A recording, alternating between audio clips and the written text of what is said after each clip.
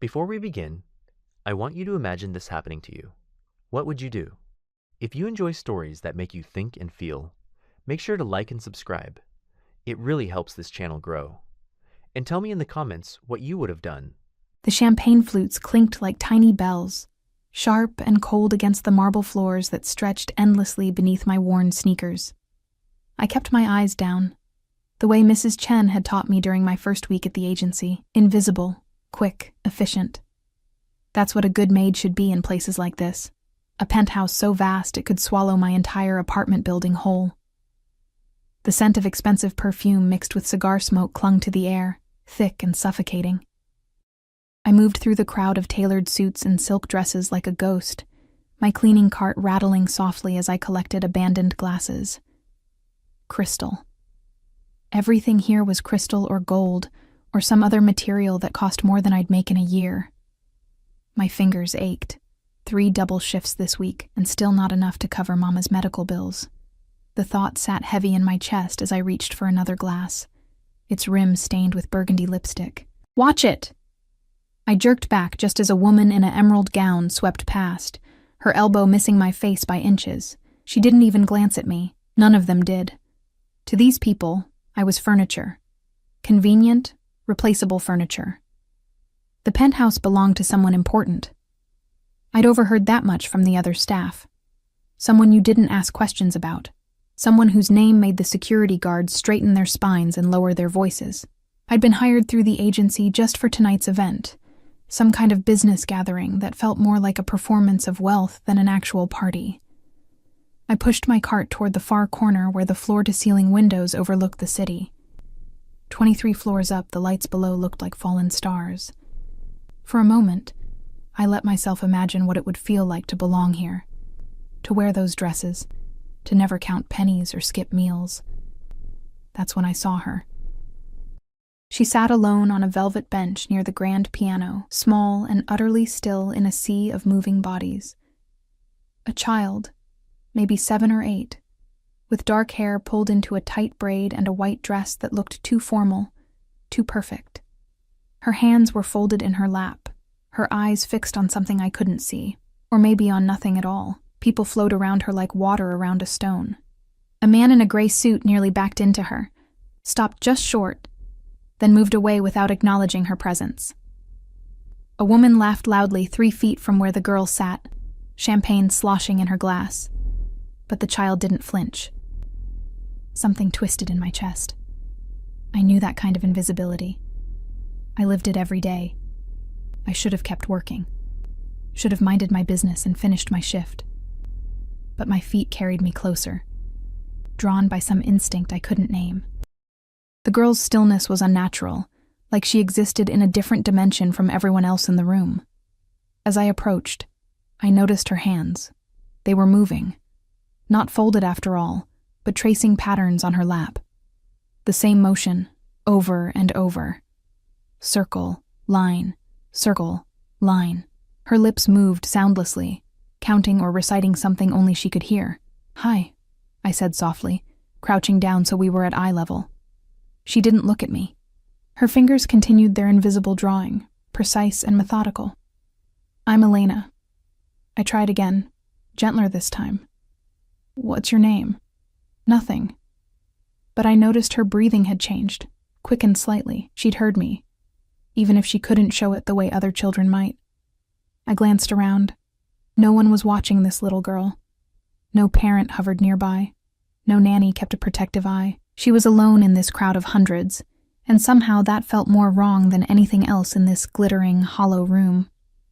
"Do you like music?" I asked, nodding toward the piano. A man in a tuxedo was playing something classical, his fingers dancing across the keys with practiced ease. This time, something shifted. The girl's head tilted, just barely. Her hand movements paused for half a second before resuming their pattern. Music. She'd responded to the word music. I didn't know much about children, especially not children like this. Children who seemed to live behind glass, present, but unreachable. But I knew loneliness. I knew what it felt like to be in a room full of people, and still be utterly alone. "The music is pretty," I continued, keeping my voice low and even. "But I think it would be prettier if someone danced to it, don't you?" Her fingers stopped. For a long moment, nothing happened. Then, slowly, so slowly I almost thought I'd imagined it, her eyes moved. Not to me, but to the space beside me, to the empty floor where couples occasionally swayed between conversations. My heart squeezed. She wanted to dance. This small, invisible girl wanted to move to the music, but no one had noticed. No one had asked. I stood up and held out my hand. "Would you like to dance with me?" The words felt enormous in the space between us. I half expected her to retreat further into herself, to ignore me the way she'd ignored everyone else. But then her gaze shifted, finally meeting mine for just a fraction of a second, and she placed her small hand in mine. It was tentative, her grip feather light, as if she wasn't entirely sure I was real. But she stood up, her white dress rustling softly. She was smaller than I'd thought, barely reaching my ribs. "Okay," I whispered. "Just follow my steps, nice and easy." The piano music swelled, something gentle and waltz-like. I guided her hand to my shoulder and took her other hand in mine, beginning a simple box step, left, right, back, forward. Nothing fancy. I wasn't a dancer, just a girl who'd learned basic steps at quinceañeras and weddings in my neighborhood. She was stiff at first, her movements mechanical, but she followed the rhythm perfectly, better than I did. Her eyes had gone distant again, but I could feel something shifting in the way she held herself, less like a statue, more like a child. We turned slowly, and I saw a few people glancing our way now, not at me, never at me, but at her. Some looked curious, others uncomfortable. A woman whispered something behind her hand to the man beside her. I didn't care. For these few minutes, this little girl wasn't invisible. She was dancing. "You're doing great," I told her softly. "You're a natural." Her lips curved. Not quite a smile, but something close, something that made my eyes burn. That's when I felt it. The change in the air. Like electricity before a storm. The conversations around us had quieted. Not completely, but enough that I noticed. I glanced up and immediately wished I hadn't. 3 men stood near the entrance to the hallway, all wearing dark suits that screamed money and menace. But it was the man in the center who made my breath catch. He was tall, broad-shouldered, with dark hair swept back from a face that could have been carved from stone, sharp jaw, sharper eyes. The kind of eyes that seemed to see through skin and bone straight into your guilty conscience. Even from across the room, his presence was crushing, absolute. This was someone who didn't ask for attention. He commanded it. His gaze swept the room with cold efficiency, the kind of assessment that cataloged threats and weaknesses in seconds. The men flanking him had their hands near their jackets in a way that made my survival instincts scream. Security. Armed security. And then his eyes found us. Found her. The little girl in my arms went rigid, her hand tightened on my shoulder, her breath hitching in a way that made my protective instincts flare. The man's expression didn't change, but something in his stillness shifted.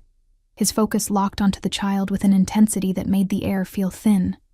Then his gaze moved to me. Ice flooded my veins. His eyes were dark, not brown, but something deeper, almost black. And in them, I saw something that terrified me more than anger would have. Calculation. Assessment. The look of someone deciding exactly how much of a threat I posed and what to do about it. He moved forward, and the crowd parted for him like the Red Sea. No one stopped him. No one even came close. People stepped back instinctively, some nodding respectfully, others dropping their eyes. The 2 men flanked him at a precise distance, close enough to intervene, far enough to give him space. My heart hammered against my ribs. I should let go of the girl. I should step back, apologize, disappear the way I was supposed to, but her hand was still in mine, and she was trembling now, and I couldn't make myself release her. He stopped 3 feet away. Up close, he was even more imposing. 6 foot something of controlled power in an immaculate black suit that probably cost more than my car. A Rolex caught the light on his wrist, the scent of expensive cologne mixed with something darker, more dangerous. Sophia. His voice was low, quiet, but it carried weight, authority that made my knees weak. The girl, Sophia, didn't look at him. Her fingers had resumed their pattern against my shoulder. Circle, line, circle, line. His jaw tightened almost imperceptibly. He glanced at me, and I saw it then. The fury barely leashed beneath that controlled exterior. Not at her, at me. "Who are you?" Each word was precise, clipped. My voice came out as a whisper. I cleared my throat, tried again. "Elena. I'm with the catering staff. You were just what?" He stepped closer, and I could feel the threat radiating off him like heat. "Touching my daughter?" Daughter. Oh God. This was her father. This man who looked like he could order someone's death with a nod and sleep soundly afterward. This man who commanded the room without saying a word, who had armed guards and the kind of presence that screamed danger in every language. And I'd just grabbed his daughter's hand without asking permission. She wanted to dance. The words tumbled out before I could stop them. Breathless and desperate. "I'm sorry. I should have asked someone. But she was alone and the music. She responded to the music and I just thought..." "You thought." He repeated the words like they tasted bitter. His eyes hadn't left my face, and I felt pinned under that stare, a butterfly under glass. "You thought you had the right to touch her." "No, My throat tightened. Sophia's hand was still on my shoulder, and I was terrified to move, terrified to let go. "I didn't mean any harm, I swear." One of the guards shifted, his hand moving inside his jacket. My pulse spiked so hard I felt dizzy. But then Sophia made a sound, small, barely audible. Not quite a word, more like a hum. Her fingers pressed harder against my shoulder, and her other hand gripped mine tighter. The man's eyes dropped to his daughter. Something flickered across his face, too fast for me to read. Pain? Frustration? Whatever it was gone in an instant, replaced by that cold mask. "Sophia." He said her name again, softer this time. He extended his hand toward her. "Come here, mia piccola." She didn't move. If anything, she pressed closer to me, her small body trembling. My heart broke and terrified at the same time. This little girl didn't want to go to her own father, and I was caught in the middle of something I didn't understand, something that felt dangerous in ways I couldn't articulate. The man's hand lowered slowly. His jaw worked, a muscle ticking beneath the skin. When he looked at me again, the fury was banked, but not gone, smoldering beneath the surface like coals waiting to ignite. "How long have you been with her?" he asked. "Just a few minutes. I saw her sitting alone and..." "Alone."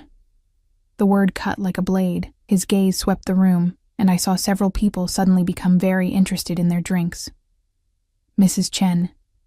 An older woman materialized at his elbow, as if summoned by dark magic. She was the head of the catering company, the one who'd hired me. Her face had gone pale. "Mr. Salvatore, I can explain." Where was Maria? His voice remained quiet, but the temperature in the room seemed to drop 10 degrees. Maria said Sophia wanted to stay by the piano, and she just stepped away for a moment to what? Now the anger leaked through, sharp and lethal. To abandon my daughter in a room full of strangers? Mrs. Chen's mouth opened and closed. No words came out.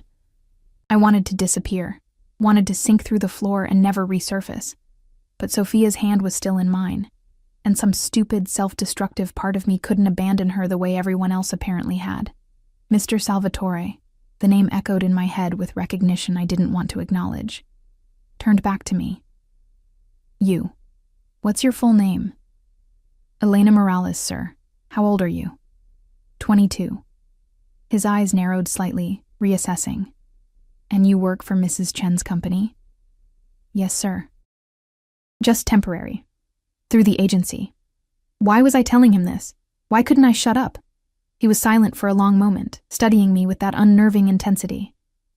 Then he looked at Sophia again, really looked at her, and I saw something crack in that stone exterior. Something raw. She doesn't usually... He stopped, seemed to struggle with the words. She doesn't let people touch her, doesn't respond to strangers. It wasn't an accusation this time. It was something else. Confusion, maybe. Or wonder. I didn't force her, I said quickly. I just offered. She chose to take my hand. His gaze snapped back to me, searching for lies. I met his eyes, even though every instinct screamed to look away. I had nothing to hide. Not about this. Finally, he nodded once. Sharp. Decisive. Marco. One of the guards stepped forward. Clear the room. Everyone out except essential staff. Marco didn't question, just pulled out his phone and began making calls. Within seconds, security guards I hadn't even noticed began politely but firmly ushering guests toward the exit. Protests arose, weak, quickly silenced. No one argued with Mr. Salvatore. Not really. Mrs. Chen looked like she might faint. Mr. Salvatore, if there's anything— Your company is fired, Mrs. Chen. His tone was conversational, which made it more terrifying. You'll receive payment for tonight's services. But if I ever hear that you've worked in this city again, we'll have a different conversation. She opened her mouth, closed it, then turned and fled. My stomach dropped. I'd just cost my boss her entire business, and I was probably next. But Mr. Salvatore wasn't looking at Mrs. Chen anymore. He was watching Sophia, who had finally stopped trembling and was now swaying slightly to the piano music, which hadn't stopped despite the chaos. Does she want to keep dancing? He asked me. The question surprised me so much I almost didn't answer. I think so. Yes. He nodded slowly, then did something that shocked me more than anything else that night. He pulled out his phone, pressed a button, and spoke quietly into it. Cancel everything. I'm staying here tonight. Then he looked at me, and I saw the threat return to his eyes. But it was different now. Not immediate violence, but a promise. You'll stay too. It wasn't a request. The room emptied quickly after that. Guests filed out with backward glances and whispered conversations. Staff cleared dishes and glasses with nervous efficiency. Within 20 minutes, the vast penthouse had gone from packed to nearly empty. I stayed near the piano with Sophia, still slowly turning to the music. The pianist had been told to continue, and he played on with admirable professionalism, though I could see the tension in his shoulders. Mr. Salvatore had stepped away to speak with his guards, Marco and another man whose name I didn't know. Their conversation was low, intense. I caught fragments. Unacceptable. Maria's family. Make an example. I tried not to listen. Tried not to think about what make an example meant in the world of a man like this. Sophia had relaxed considerably now that the crowd was gone. Her movements were smoother, more natural. She even made that humming sound again, matching the pitch of the piano. You have a beautiful voice, I told her softly. She didn't respond, but her humming grew slightly louder. The pianist finished his piece and immediately began another, something gentler, more melodic. I recognized it vaguely from a movie I'd seen years ago, Miss Morales. I turned to find Mr. Salvatore standing a few feet away, up close without the crowd. He was even more imposing, tall enough that I had to tilt my head back to meet his eyes. Broad through the shoulders in a way that suggested he didn't just sit behind a desk. There was a scar, faint but visible, cutting through his left eyebrow. Yes, sir? You can stop dancing now. Sophia needs to eat. I looked down at the little girl, who showed no signs of wanting to stop. I don't think she's ready. She needs to eat, he repeated, firmer this time. She gets overwhelmed when her routine is disrupted. Food will help ground her. I hesitated, then slowly stopped moving. Sophia continued swaying for a moment before going still. Her hand slipped from mine, and I felt the loss of that small connection more than I should have. Mr. Salvatore moved closer, crouching down to his daughter's level. He didn't touch her, I noticed, kept a careful distance. Sophia Tesoro. Dinner time. Your favorite. Pasta with butter and parmesan. Marco brought it from Lucia's. Sophia's fingers began their pattern again.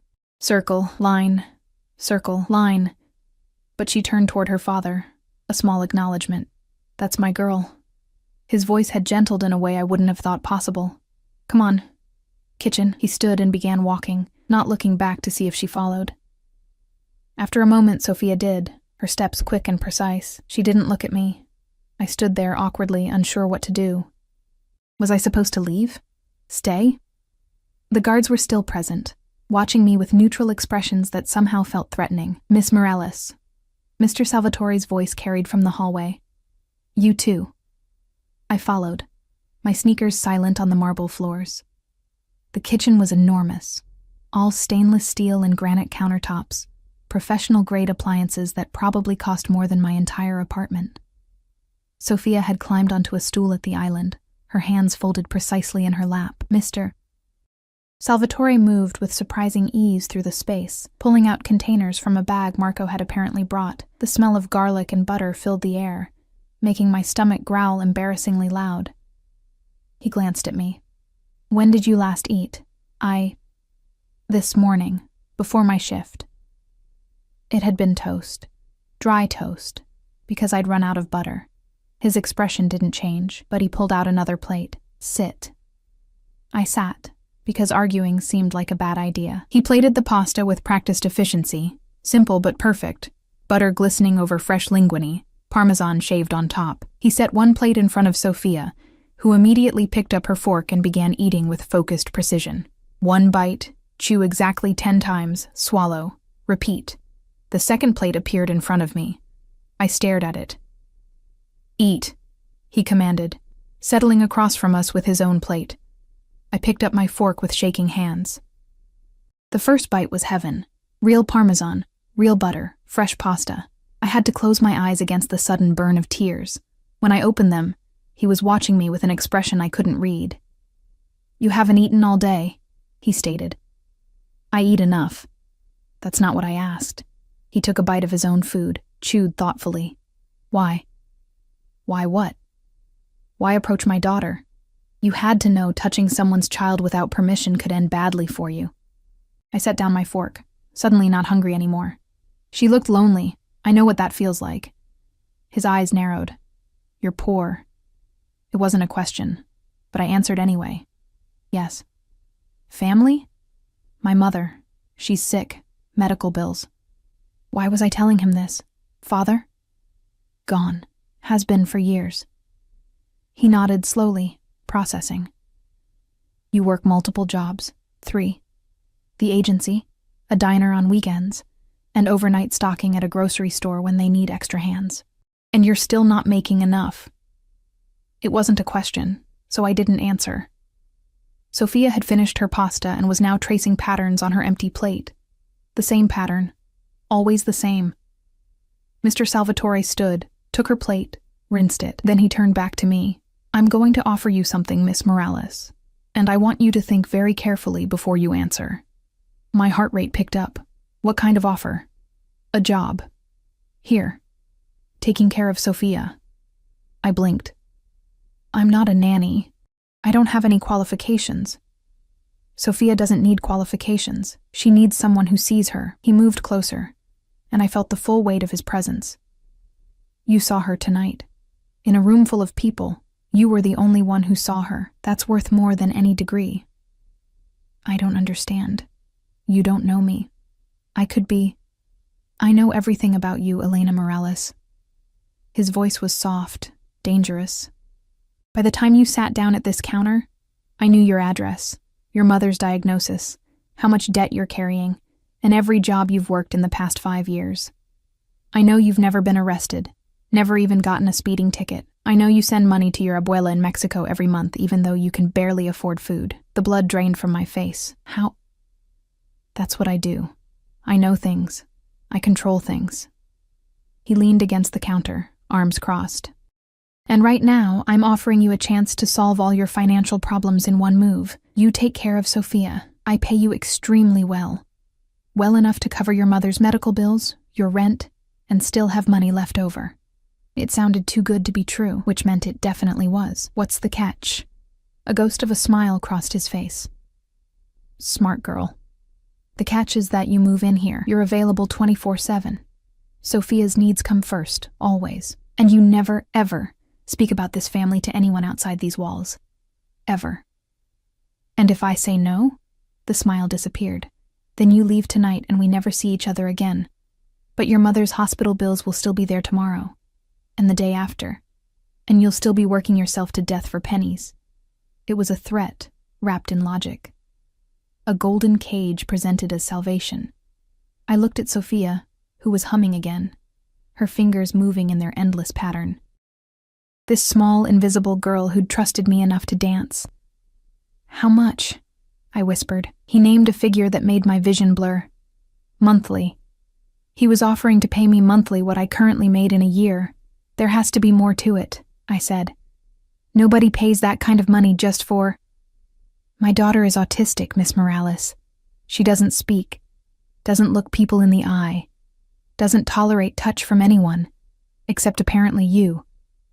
His voice had gone rough. "In 8 years, I've hired 17 nannies. She's rejected every single one. Some lasted days, most didn't make it past hours. But tonight she danced with you. She let you hold her hand. Do you understand how rare that is?" I did.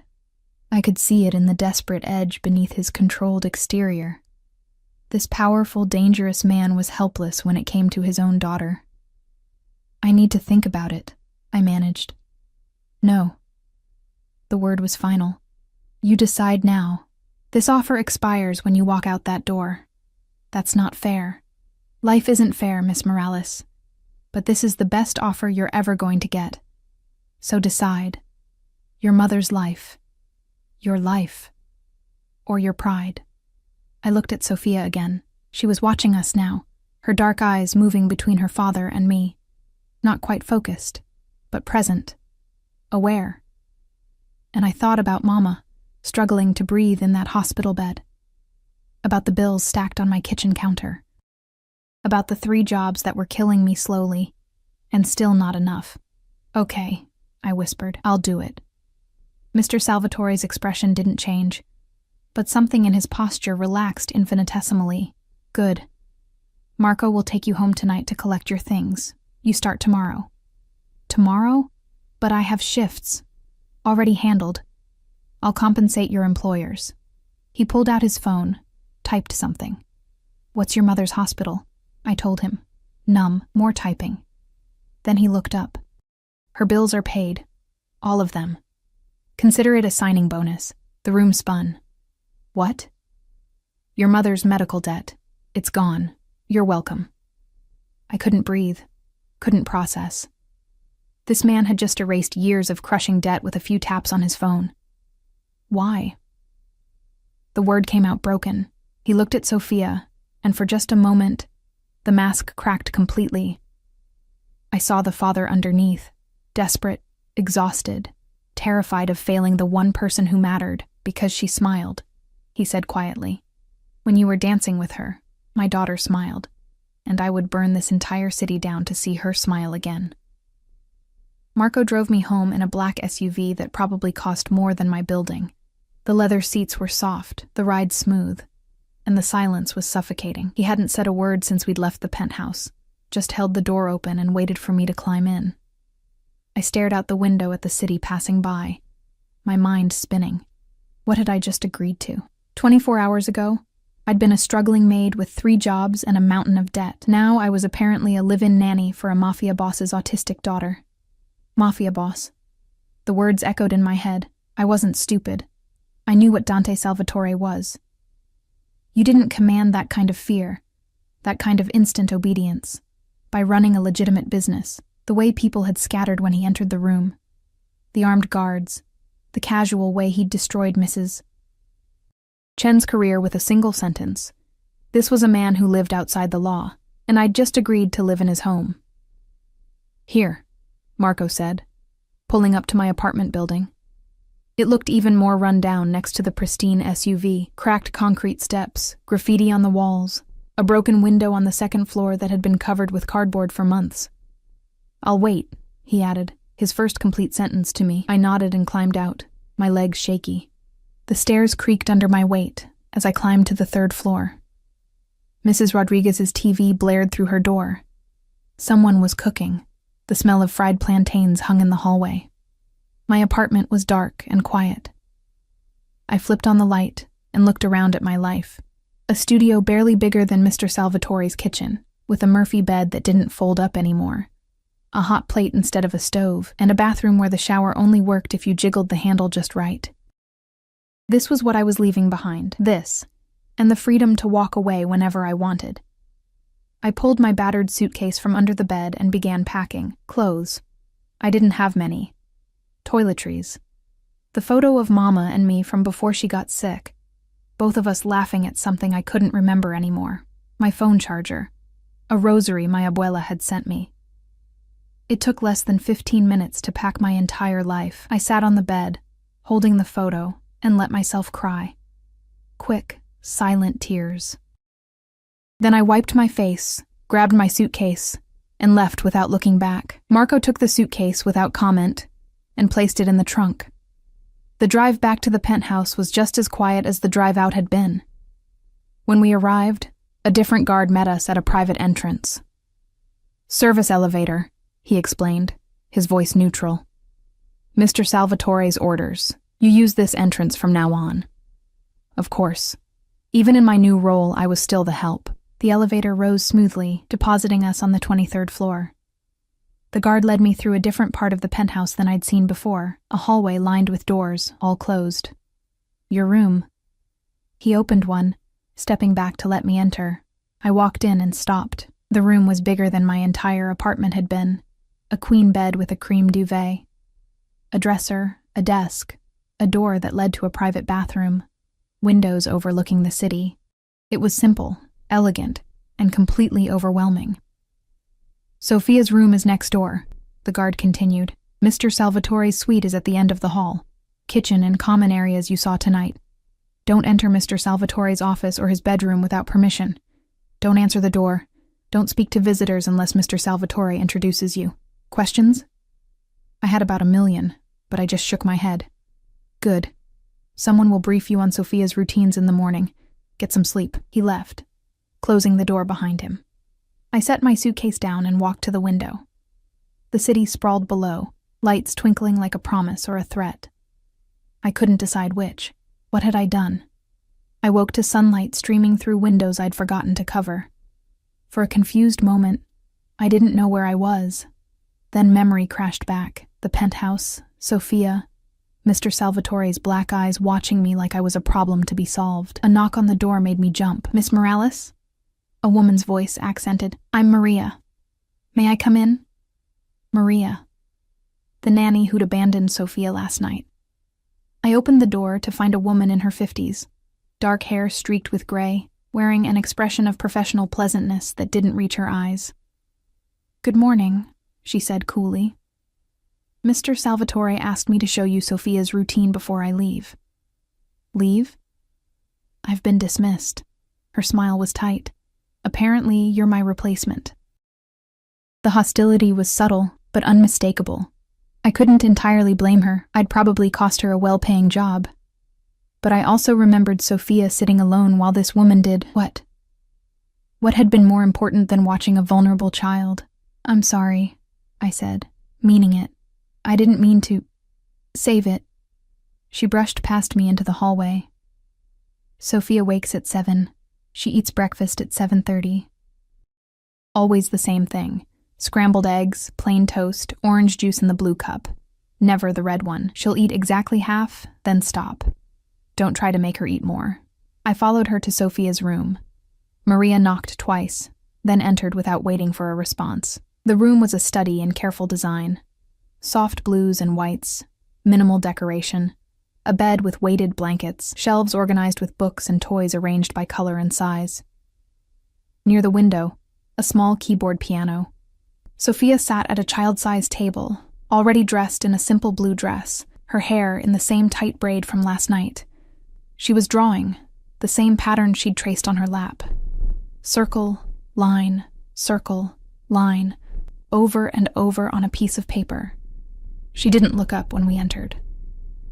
After breakfast, she plays, usually with her blocks or the piano. She likes patterns, repetition. At 10, she has therapy. Speech therapist comes Mondays and Thursdays. Occupational therapist Tuesdays and Fridays. Lunch at noon. Nap at 1, she'll fight it. But she needs it. Afternoon is quiet time, usually more play or sometimes educational videos. Dinner at 6, bath at 7:30, bed at 8:30. Maria rattled off the schedule like a sergeant giving orders. She doesn't like changes, doesn't like loud noises, doesn't like being touched without warning. Doesn't talk. Sometimes she hums or makes sounds, but no words. Don't expect conversation. I wasn't, I said quietly. Maria's eyes narrowed. You think because she danced with you once, you understand her? You don't. Sophia is complicated, difficult. I've been with the Salvatore family for 3 years, and she's never warmed to me, never. But one night with you and suddenly... She shook her head. Just don't get too confident. Children like her are unpredictable. Children like her? I repeated, my voice sharper than intended. You know what I mean. Actually, I don't. She's just a little girl who experiences the world differently, Maria laughed, brittle and cold. Good luck with that attitude. You'll see. Give it a week, and you'll understand why 17 nannies quit. She left, and I stood there in the doorway, watching Sophia draw her endless pattern. The little girl hadn't acknowledged either of us, hadn't shown any sign that she'd heard the conversation about her. But I wondered. I wondered how much she understood, how much she absorbed. Just because she didn't respond didn't mean she didn't hear. I walked slowly into the room, making sure my footsteps were audible. Good morning, Sophia. It's Elena, from last night. We danced together, remember? No response. Her crayon moved steadily across the paper. I'm going to be staying here for a while. Spending time with you, if that's okay. Circle, line, circle, line. I sat down on the floor a few feet away, close enough to be present but not intrusive. That's a beautiful pattern you're drawing. Very precise. For a long moment, nothing happened. Then Sophia's hand paused, just for a second, before resuming. She'd heard me. The days blurred together at first. I learned Sophia's routine, learned the rhythm of the household that moved around her like a careful dance. Mr. Salvatore left early each morning, 6 a.m., sometimes earlier. I'd hear the low rumble of his voice, the quiet efficiency of Marco and the other guards. Then the private elevator, and he'd be gone. He rarely returned before dinner, and when he did, he was different. Still controlled, still commanding, but softer around Sophia. He'd find her wherever she was, usually in her room or the living room with her blocks, and sit nearby, not touching, not demanding attention, just present. Sometimes she'd acknowledge him with a sound or a glance. Sometimes she wouldn't. I watched him carefully during those moments. Saw the way his jaw would tighten when she didn't respond. The way his hands would flex, like he wanted to reach for her but knew better.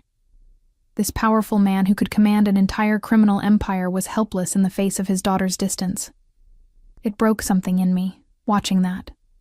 On my 4th day, Sophia let me sit next to her while she played with her blocks. She was building towers, always exactly 7 blocks high, always the same color pattern. Red, blue, yellow, green, purple, orange, pink. Then she'd knock it down and start again. Can I build one too? I asked softly. She didn't answer, but she pushed a few blocks toward me. Progress. I built my tower next to hers, same height, same pattern. When I finished, she looked at it for a long moment.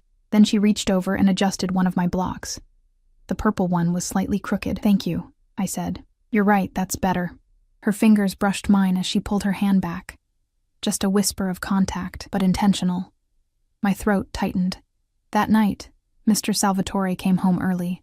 I was in the kitchen preparing Sophia's dinner. Pasta again, her favorite, when I heard the elevator. He walked in still wearing his suit jacket, though his tie was loosened and he looked tired. A bruise was darkening along his jawline. What happened? The words were out before I could stop them. He touched the bruise absently. Business disagreement. Looks like a painful disagreement. His eyes met mine, and for a moment, I saw a dark amusement there. You should see the other guy. I turned back to the stove, stirring the pasta. Sophia had a good day. She played with her blocks and let me sit with her. She even corrected one of my towers. He moved closer, and I was suddenly very aware of how small the kitchen felt with him in it. That's good. Progress. She's amazing, you know. So smart. The patterns she creates are complex. I think she might have an affinity for mathematics or music. Her mother loved music. The words were quiet, almost reluctant. I glanced at him. We'd never discussed Sophia's mother. I'd noticed the absence of any female presence in the penthouse, but I'd been too afraid to ask. Is she dead? 3 years ago. His voice was flat, emotionless, but his hand gripped the counter edge hard enough that his knuckles went white. Car accident. She was taking Sophia to therapy. A truck ran a red light. Oh, God. I'm so sorry. He nodded once, sharp. Sophia was in the car. She wasn't hurt, physically, but she stopped speaking after that. The doctor said it was trauma on top of her existing condition. She'd been saying a few words before. Mama, music. Simple things. After the accident, nothing. The weight of that settled over the kitchen like a heavy blanket. This little girl had lost her mother and her voice in one terrible moment. Mr. Salvatore, Dante. He looked at me, his dark eyes intense. When we're here in private, you call me Dante. The shift from formality felt dangerous somehow. Intimate. Dante, I repeated, testing the name. Has she shown any signs of speaking since then? No. The therapists are optimistic, but he shrugged, a gesture of forced casualness. I've learned not to hope too hard. I wanted to say something comforting, something that would ease the pain I saw beneath his controlled exterior, but what could I possibly say that wouldn't sound patronizing or empty? Instead, I drained the pasta and plated it. She's waiting for you. She always listens for the elevator around this time. Something shifted in his expression. She does? Every night. Around 6:30, she'll stop whatever she's doing and turn toward the hallway. Like she's waiting. He stared at me for a long moment. Then, without another word, he left the kitchen. I heard his footsteps in the hallway, then his voice, low and gentle. Hi, Piccola. Daddy's home. I didn't hear Sophia's response, if there was one, but a few minutes later, they both appeared in the kitchen. Sophia climbed onto her usual stool, and Dante sat beside her. I served them both, then started to leave. Stay. Dante's voice stopped me. Eat with us. It wasn't a request, but it wasn't quite a command either. Something in between. I sat, and we ate together in comfortable silence. Sophia with her precise 10-chew rhythm, Dante watching his daughter with barely concealed emotion, and me trying to figure out how my life had changed so completely in less than a week. After dinner, Dante carried Sophia to her room for bath time, a routine I'd learned he always handled himself. I cleaned up the kitchen, listening to the sound of water running, and Dante's low voice reading a story. When he emerged an hour later, I was curled up on the couch with a book I'd found in the library. He'd changed into dark slacks and a black shirt, his hair slightly damp. She asked for you. The words were careful, measured. I looked up. What? Not with words. But when I was putting her to bed, she kept looking at the door, and she made a sound, like she was calling someone. My heart squeezed. Should I? Tomorrow. I don't want to disrupt her routine tonight. But tomorrow, you help with bedtime.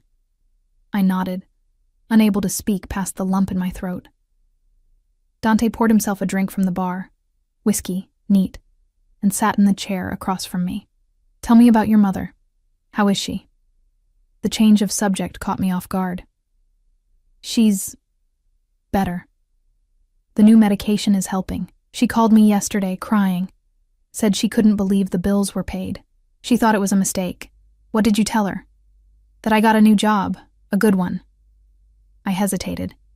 I didn't tell her what kind of job, or who I work for. Smart. He took a sip of his drink. Does she know about me? About what I do? No, she doesn't follow the news much. And I trailed off. And you're ashamed to tell her you work for a criminal. It wasn't a question, but I answered anyway. I'm not ashamed. I'm grateful. But I also know that what you do is dangerous. And I don't want her to worry. He studied me over the rim of his glass. You're not afraid of me. I didn't say that. But you're not. Most people who know what I am can barely look me in the eye. You stare right at me. Why? I set down my book. You want the truth? Always. You're terrifying. The things you can do, the power you have. Yes, that scares me. But Sophia isn't afraid of you, and if she can trust you, then maybe I can too. Something flickered in his eyes. My daughter has terrible judgment. She trusted Maria, and Maria abandoned her. Maria didn't abandon her on purpose, I said, though I wasn't sure why I was defending the woman. She just didn't understand. There's no excuse for leaving a child alone. His voice had gone cold again, especially not my child, not when I've made it clear that her safety is the only thing that matters. What happened to Maria? I asked quietly. She's alive, if that's what you're asking. I don't hurt innocent people, Elena. He finished his drink and set the glass down with precise control, but her family owed money to some of my associates. That debt is now paid, and they've been strongly encouraged to relocate to another city. Maria's finding new work will be difficult. I should have been horrified. Should have seen this as proof of the monster everyone said he was, but all I could think was that he'd ruined someone's life for failing to watch his daughter properly. And somehow, that made a twisted kind of sense. You're a good father, I said. He laughed, sharp, bitter. I'm a terrible father. I've built an empire on violence and fear, and my daughter can't even look at me most of the time. I don't deserve her. But you love her, more than anything in this world. The words were raw, stripped of all pretense. She's all I have left of Maria. All I have that's good and pure and untouched by the things I've done, and I will do anything, destroy anyone, to keep her safe and happy. The intensity in his voice sent chills down my spine. This was a man who meant every word. A man who would burn the world for his child.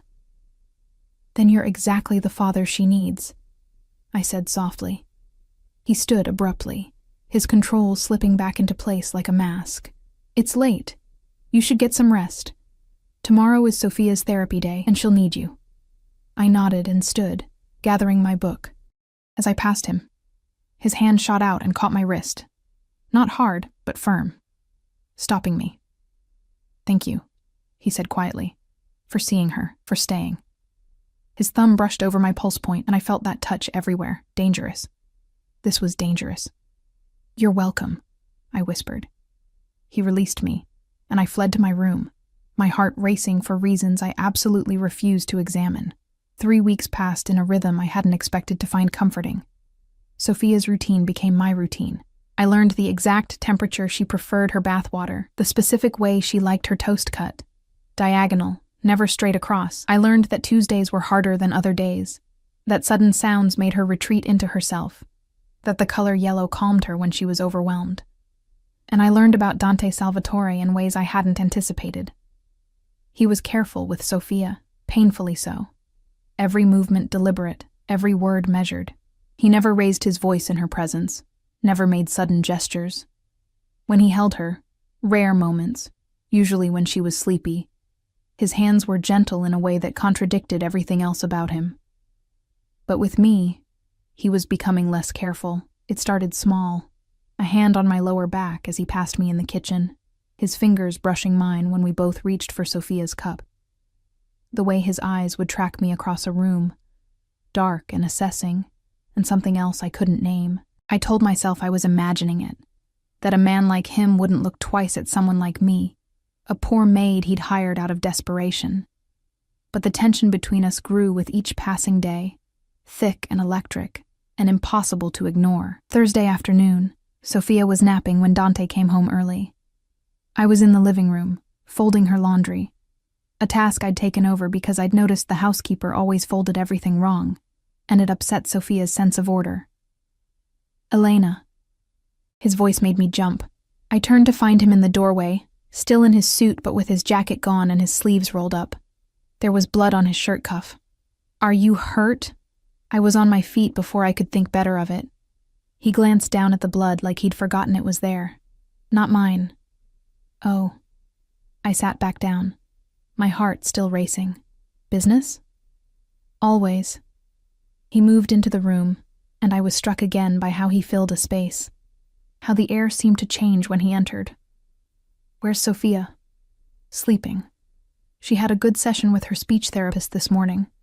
Dr. Chen said she's showing more engagement. Something softened in his face. That's because of you. She's different since you came. She was always amazing. She just needed someone to pay attention. He sat in the chair across from me, his eyes never leaving my face. You defend her constantly, even from compliments.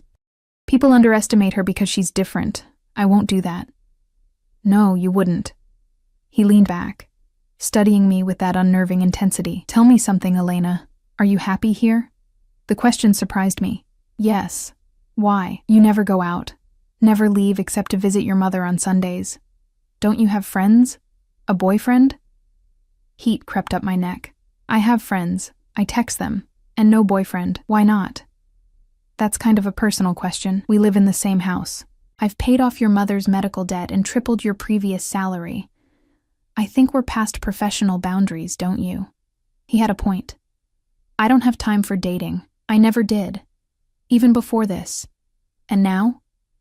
His voice had dropped lower. Do you want time for that? I set down the shirt I was folding, meeting his eyes directly. What are you really asking, Dante? The use of his first name made something flash in his expression. I'm asking if you're content, if there's anything you need that I'm not providing. I have everything I need. Do you? He leaned forward, elbows on his knees. Because I've noticed things, the way you watch the door when Marco brings groceries, like you're thinking about leaving, the way you flinch sometimes when I come home. You're not a prisoner here, Elena. If you want to leave, I don't want to leave. The words came out fiercer than I intended. Sophia needs me, and I like being here. I like taking care of her. Just her? The question hung between us, loaded with meaning I wasn't ready to examine. Before I could answer, my phone buzzed. I grabbed it gratefully, needing the distraction. The message made my blood run cold. Elena? What's wrong? Dante was standing now, alert. It's my mother's neighbor. She says Mama collapsed. They're taking her to the hospital. My hands shook as I tried to pull up my rideshare app. Marco will drive you. Dante already had his phone out. Marco will drive you, he repeated, firm, and I'm coming with you. You don't have to. Sophia is sleeping. Mrs. Patterson next door can watch her for a few hours. You're not doing this alone. I wanted to argue, but the fear choking my throat wouldn't let me. I just nodded. The hospital smelled like antiseptic and despair. I'd spent too much time in places like this over the past 2 years, watching my mother fade a little more with each visit, but this felt different, urgent, terrifying. Dante stayed close as we navigated the emergency room, his presence somehow cutting through the chaos. A nurse who'd been about to tell us to wait suddenly found my mother's room number. A doctor appeared within minutes to give us an update. Pneumonia, he explained. Her immune system is compromised from the cancer treatments. We've got her on antibiotics and oxygen. She's stable for now, but the next 24 hours are critical. My legs went weak. Dante's hand caught my elbow, steady. Can I see her? I asked. Room 412, but she's sleeping. I practically ran to the elevator. Dante followed silently. My mother looked so small in the hospital bed, surrounded by machines and tubes. Her skin was gray, her breathing labored even with the oxygen mask. I sank into the chair beside her and took her hand. Mama, I whispered. I'm here. I'm right here. Her eyes fluttered open, unfocused. Then she saw me and tried to smile. Mija, don't talk, just rest. She squeezed my hand weakly. Then her eyes moved past me to where Dante stood near the door, and confusion crossed her face. This is my employer, I explained quickly. Mr. Salvatore. He drove me here. Dante moved closer, his expression carefully neutral. Mrs. Morales, I'm sorry we're meeting under these circumstances. My mother studied him with surprising sharpness despite her condition. You're the one who paid. Mama, thank you, she whispered. For helping my Elena. Something flickered in Dante's eyes. Your daughter is exceptional, Mrs. Morales. I'm the one who should be grateful. She smiled, then coughed, a wet, rattling sound that made panic spike through me. A nurse hurried in, checked her vitals, adjusted something on one of the machines. She needs to rest, the nurse said gently. You can stay, but keep it quiet. I nodded, unable to speak.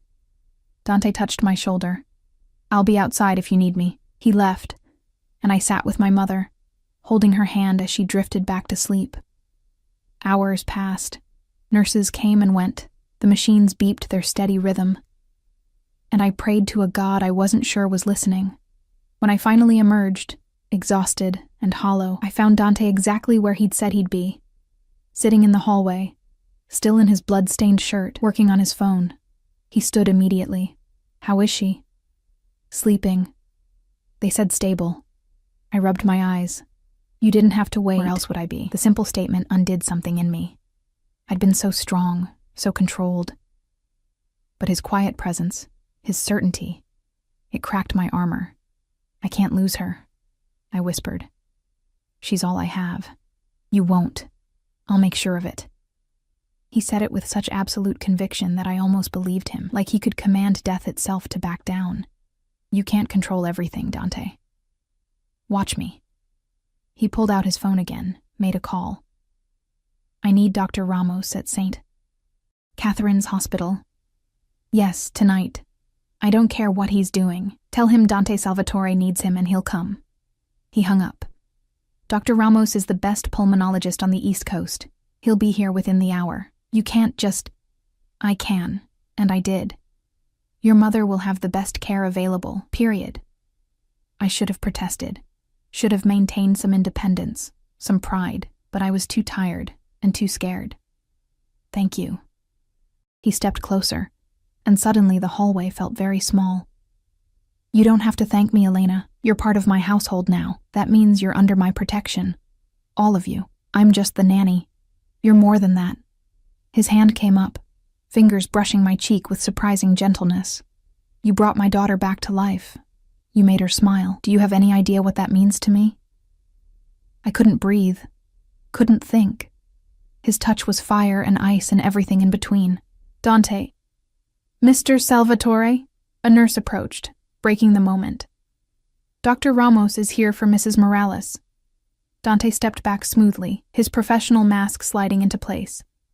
Show him to her room.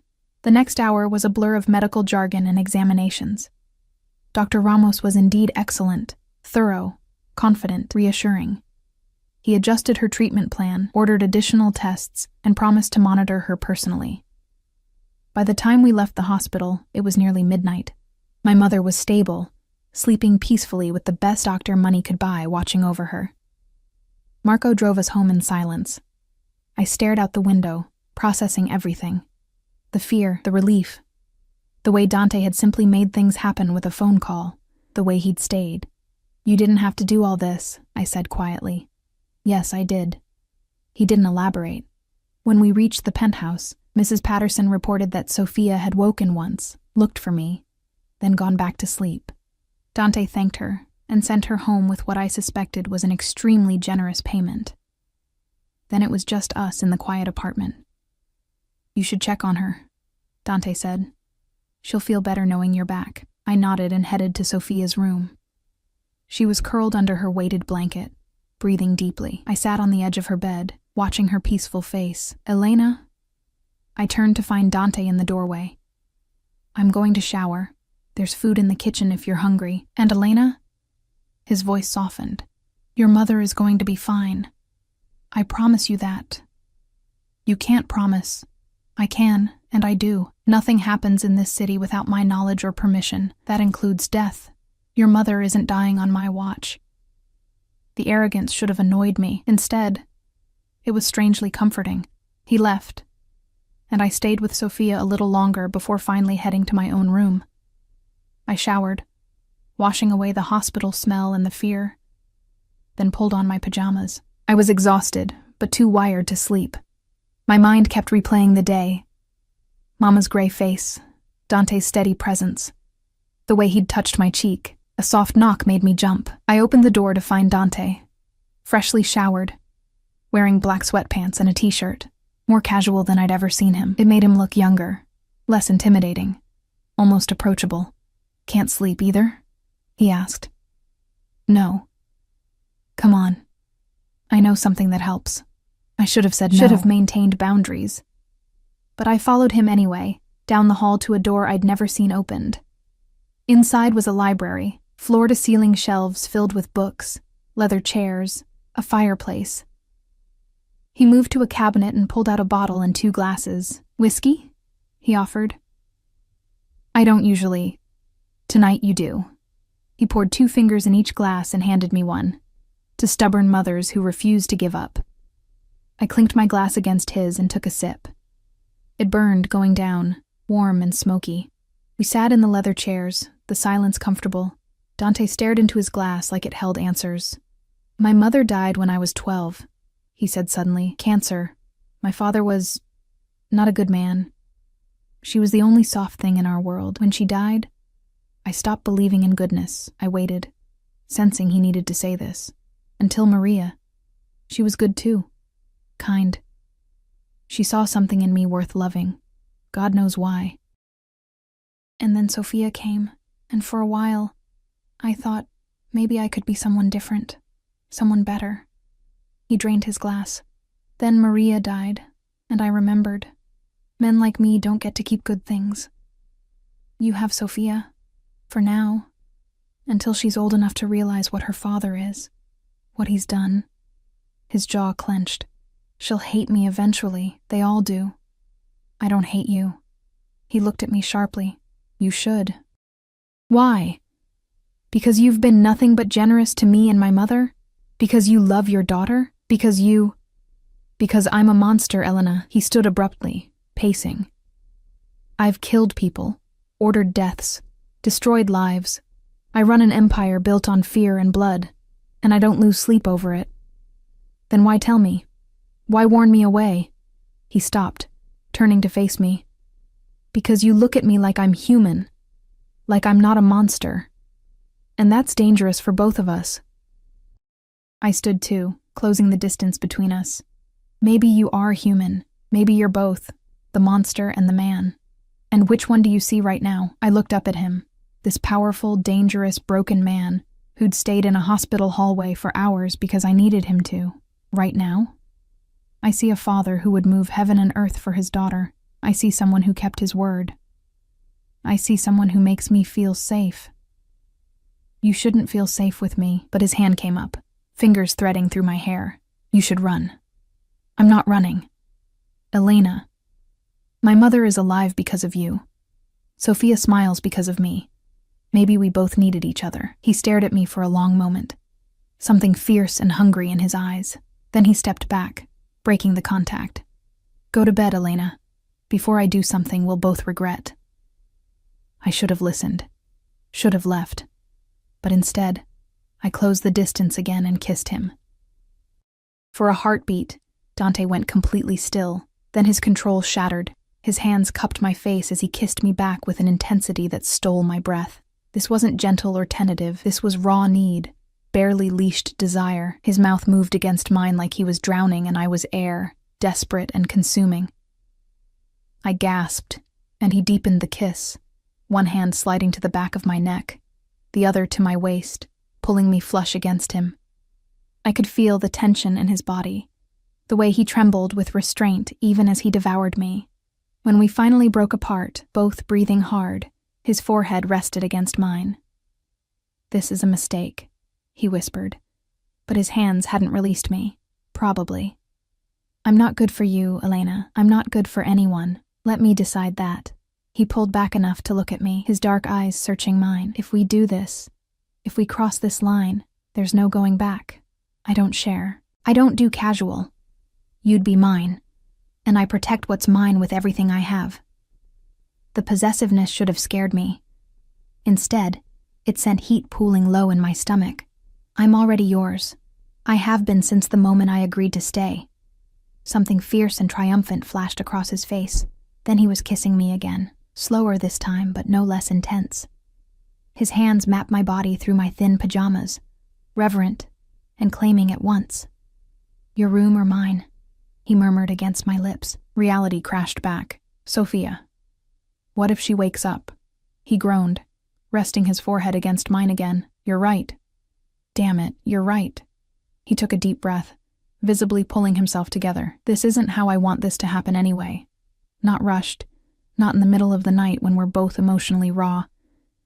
I nodded, trying to calm my racing heart, but make no mistake, Elena, his thumb traced my swollen lower lip. This is happening. Soon. And when it does, I'm taking my time with you. The promise in his voice made my knees weak. He kissed me once more, soft and almost sweet, then stepped back. Go. Before I change my mind about being patient. I fled to my room on shaky legs, my lips still burning from his kiss. The next morning brought awkwardness I hadn't anticipated. I woke to find Sophia already in the kitchen with Dante, both eating breakfast. He looked up when I entered, and the heat in his eyes nearly made me stumble. Good morning, I managed. Morning? His voice was rough, intimate. Coffee's fresh. Sophia made a humming sound, her version of a greeting, and I focused on her gratefully. Good morning, sweetheart. Did you sleep well? She nodded, then pushed a piece of toast toward me. An offering. My heart melted. Thank you. I took the toast and sat beside her. Dante watched us with an expression I couldn't quite read. I have meetings all day, he said. But I'll be home for dinner. We need to talk. The word sent both anticipation and nervousness through me. Okay. He stood, pressing a kiss to Sophia's head. Then, while she was focused on her eggs, he leaned down and kissed me too, quick and possessive and completely inappropriate with his daughter 3 feet away. Dante, tonight, he promised, then left. I sat there, fingers touching my lips, wondering what I'd gotten myself into. The day passed in a strange blur. Sophia had therapy, which went well. Dr. Chen commented again on her increased engagement, her willingness to try new things. During lunch, she even let me brush her hair, something Maria had said she'd never tolerated. But my mind kept drifting to Dante, to his kiss, to the promise in his words, to the fact that I'd just complicated everything by falling for my employer, a dangerous crime boss who'd made it clear he didn't do anything halfway. My mother called in the afternoon, her voice stronger. Dr. Ramos had visited that morning and was pleased with her progress. She'd be in the hospital a few more days, but the crisis had passed. That man of yours is very generous, she said, a knowing tone in her voice. He's not my man, Mama. He's my employer. Mija, I may be sick, but I'm not blind. The way he looked at you yesterday, she paused. Just be careful. Men like that are complicated, I know. But you're falling for him anyway. I couldn't deny it. Maybe. She sighed. Then I'll pray for you both, and for that sweet little girl you've told me about. After we hung up, I found Sophia in the living room, building her towers. But today, something was different. Instead of 7 blocks, she'd made 8. And the color pattern had changed. Sophia? That's beautiful. A new pattern? She looked at me, really looked at me, and pointed to the tower. Then to herself. My breath caught. Is that you? 8 blocks because you're 8 years old? She nodded. Actually nodded. And the colors? Do they mean something? She pointed to the bottom block, dark blue. Then to the photo on the mantle of her mother. Blue like her mother's favorite color, which Dante had mentioned once. Then she pointed to the top block, yellow, and pointed to me. Yellow is... me? My voice cracked. Another nod. Then she did something that stopped my heart. She reached out and took my hand, squeezing it gently. I love you too, sweetheart, I whispered. That's how Dante found us hours later, sitting on the floor, holding hands, Sophia's new tower standing between us like a bridge. He stopped in the doorway, his expression unreadable. Then he saw the tower, and understanding dawned. She made a new pattern, I explained softly. 8 blocks. I think she's telling a story. Dante crouched beside us, studying the tower. His finger traced the colors, and I saw the moment he recognized his late wife's favorite shade. His jaw tightened with emotion. Then Sophia did something extraordinary. She released my hand and reached for her father's. Slowly, deliberately, she placed his hand on top of mine. We both froze. Sophia looked at us with those dark, knowing eyes, then back to her tower, the bottom block. Her mother, her foundation. the middle blocks, her father, her protection, and the top block, me, the new addition. She was telling us her family was growing, asking us, in her own way, if this could be real. Dante's fingers tightened over mine. Sophia, tesoro, are you saying... She hummed, that same musical sound she made when she was happy. Then she leaned against me, her small body trusting and warm. Dante's eyes met mine over her head, and I saw everything there. Fear, hope, love, desperation. Stay, he said, not to Sophia, to me. Not just as her nanny. Stay with us, both of us. Be part of this family. Dante, we've only known each other a month. I've known you long enough to know I don't want to lose you. Long enough to know that Sophia needs you, that I need you. He stood, pulling me up with him. Sophia is still between us. I'm not asking you to marry me tomorrow. I'm asking you to give this us a real chance. Your world is dangerous. I'll keep you safe, both of you. That's what I do. I protect what's mine. I'm not some possession. No, you're the woman who saw my daughter when everyone else looked away. You're the woman who kissed me knowing exactly what I am. You're the woman who makes me believe I might deserve something good for once in my miserable life. Sophia made an impatient sound, tugging on both our hands. I looked down at her, this beautiful, brilliant child who'd somehow become my whole world. Then, at Dante, this dangerous, broken man who'd given me everything I needed without asking for anything in return. Until now. Okay, I whispered. Okay, we'll try.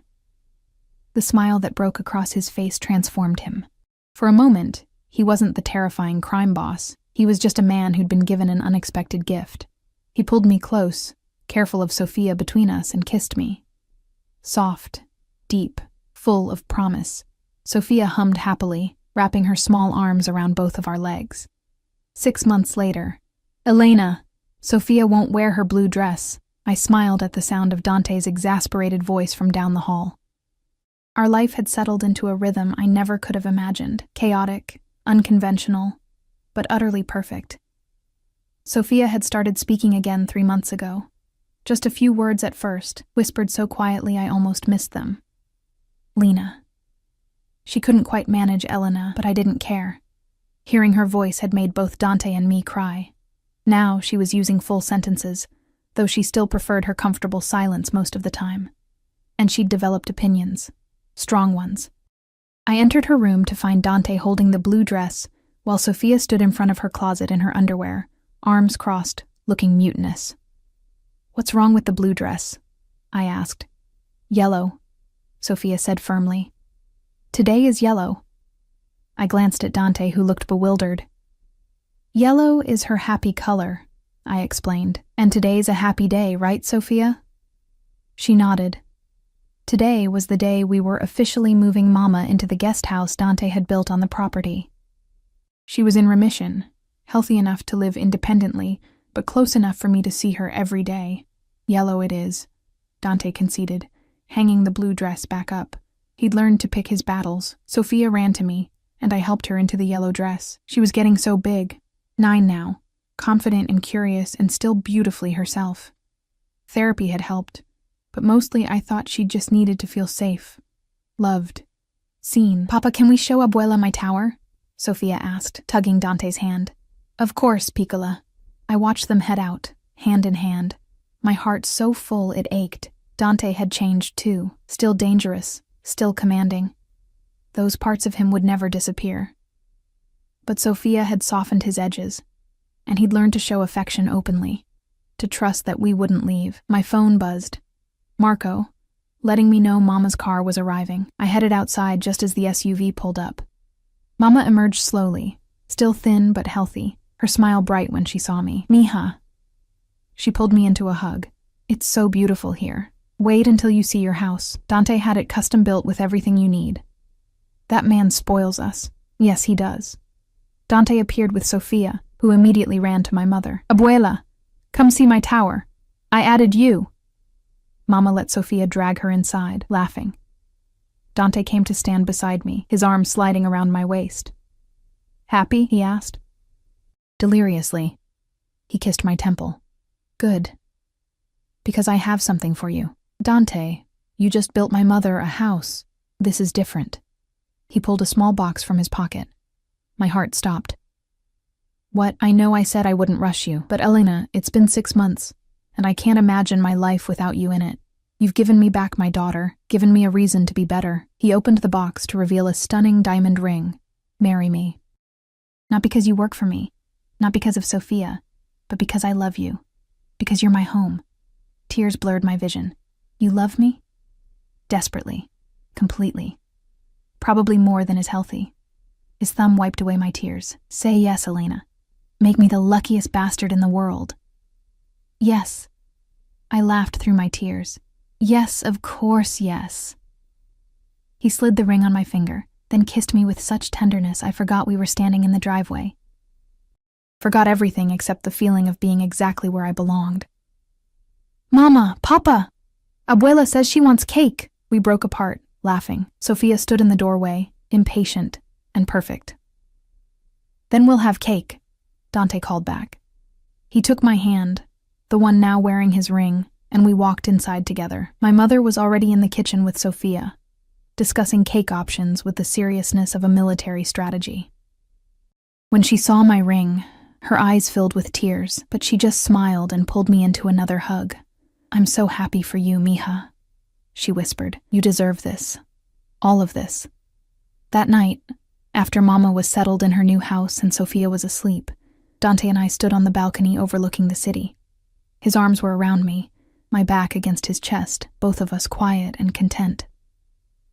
I never thought I'd have this, he said softly. A real family. Peace.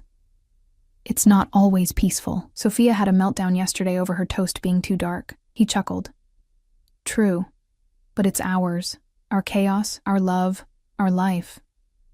Our life, I repeated, turning in his arms to kiss him. I liked the sound of that. He deepened the kiss, and I felt his intention shift. Sophia's asleep. Your mother's in her own house. Are you suggesting something, Mr. Salvatore?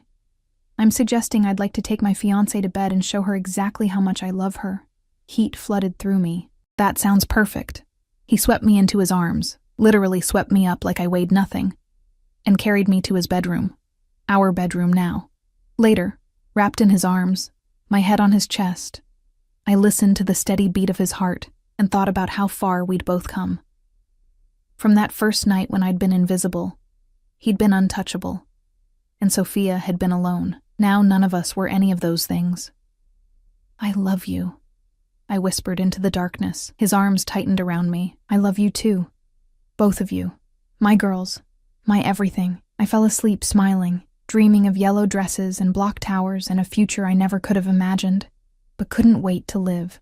Epilogue. 2 years later. Mama, the baby's kicking again. I looked up from where I was folding laundry to see Sophia with her hand on my very pregnant belly, her face lit up with wonder. At 11, she was all long limbs and bright smiles, her voice clear and confident. He's strong, like his papa, I said, covering her hand with mine. Dante appeared in the doorway, loosening his tie. Is my son causing trouble already? Our son is just saying hello, I corrected. He crossed the room and kissed me, then Sophia, then placed his hand on my belly, where his son, our son, was indeed kicking vigorously. He's going to be a fighter, Dante said proudly. Or a dancer, like Aunt Lena taught me, Sophia countered. She'd taken to ballet over the past year, and it had become her favorite form of expression. Why not both? I suggested. Sophia considered this seriously. A fighting dancer. I like it.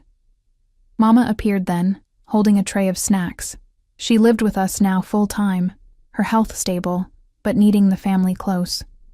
She'd become indispensable, helping with Sophia, preparing for the baby, keeping us all organized. Dinner in an hour, she announced. And Dante, you have a visitor. Marco said it's important. Dante's expression shifted immediately into business mode. Where? Your office. He kissed my forehead. I'll be quick. After he left, Sophia helped me finish folding while chattering about her day, school, friends, the new pattern she was composing on the piano. She'd discovered a gift for music, and Dante had hired the best teachers money could buy. An hour later, Dante still hadn't emerged from his office. Unusual. I found Mama and asked her to help Sophia set the table, then headed down the hall. The office door was slightly ajar. I could hear voices, Dante's and someone else's. Angry. Disrespect to the family cannot stand. I understand, but nothing. You failed. The shipment was intercepted. That's on you. A pause. Then the other voice, desperate. Please, I have children. Then you should have thought about them before you compromised my operation. Dante's voice was cold, final. You have 48 hours to leave the city. If you're still here after that, your children will be visiting your grave. The threat hung in the air. I should have been horrified, should have run. But I'd known who Dante was when I married him. This was part of his world, a world I'd accepted, even if I didn't always like it. The other man left through a different door, escorted by Marco. Dante sat behind his desk, rubbing his temples. I knocked softly and entered.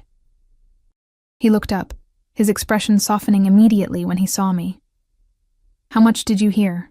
Enough. I moved around the desk and settled into his lap.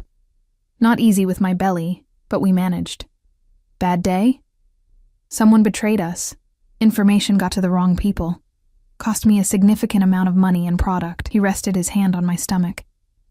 I don't enjoy being cruel, Elena, but in my world, mercy is seen as weakness. I know. And you're still here. I'm still here. I kissed him softly. You're a good man who does bad things sometimes, but you're also a devoted father and husband. You protect us. That's what matters to me. He pulled me closer, as close as the baby allowed. I don't deserve you. Probably not. But you're stuck with me anyway. He laughed, some of the tension leaving his shoulders.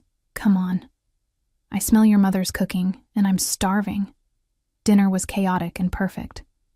Sophia talked non-stop about her day. Mama told embarrassing stories about me as a child. Dante watched us all with barely concealed emotion, his hand finding mine under the table. This was our life. Imperfect, complicated, built on a foundation of darkness and danger, but also filled with love, laughter, and hope. After Sophia was in bed and Mama had retired to her room, Dante and I stood in what would soon be the nursery. He'd had it painted a soft green, neutral and calming. A crib stood in the corner, waiting. Are you scared? I asked. About the baby? Terrified, he admitted. What if I fail him the way I almost failed Sophia? You didn't fail Sophia. You just needed help. We all need help sometimes.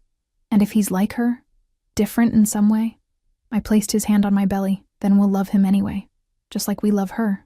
That's what families do. Our family, he said, wonder in his voice. Our family, I confirmed. He kissed me then, deep and slow and full of promise, and as our son kicked between us, as if to say he was ready to join this imperfect, beautiful family, I knew we were exactly where we were meant to be. Together. Always together.